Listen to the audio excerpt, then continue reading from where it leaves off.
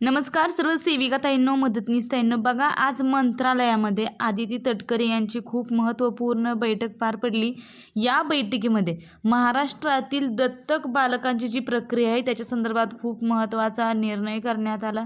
काय ती अपडेट आहे आपण थोडक्यात या व्हिडिओच्या माध्यमातून जाणून घेऊया. बघा ताईंनो, महाराष्ट्रातील बालकांची दत्तक प्रक्रिया सुलभ व गतिमान करण्याबाबत हिरकणी कक्ष या राज्यव्यापी उपक्रमाच्या सद्यस्थितीचा आढावा व वार्षिक देखभाल करार याबाबत आज मंत्रालयीन दालनात आढावा बैठक घेतली.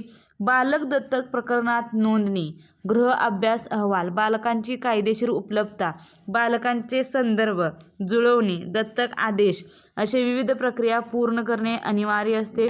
ही प्रक्रिया सुरू असताना विशेष वैद्यकीय उपचारांची गरज असणाऱ्या पालकांबाबत मेडिकल बोर्डाचा अहवाल, पोलीस प्रशासनाची प्रकरणे, बालकांच्या नातेवाईकांची संमती अशा विविध टप्प्यावर अनेकदा विलंब होतो.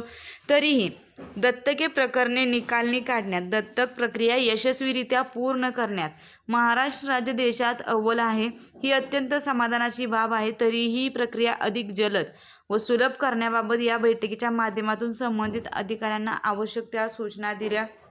राज्यात एकूण 793 हिरकणी कक्ष मंजूर असून यापैकी 702 हिरकणी कक्ष पूर्ण क्षमतेने कार्यान्वित आहेत.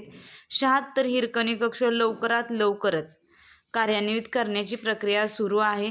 कार्यान्वित नसलेल्या हिरकणी कक्ष लवकरात लवकर सुरू करण्यात यावे. हिरकणी कक्षांच्या वार्षिक देखभालीसाठी उचित कार्यवाही करावी. हिरकणी कक्षांच्या नियमित तपासणीसाठी जिल्हा तालुका स्तरावर संनियंत्रण समिती स्थापन करावी, अशी महत्त्वपूर्ण सूचना या बैठकीच्या माध्यमातून संबंधित अधिकाऱ्यांना आदिती तटकरे, महिला व बालविकास मंत्री यांनी दिलेला आहे. त्यामुळे हा व्हिडिओ आणि ही माहिती अत्यंत महत्त्वाची आहे.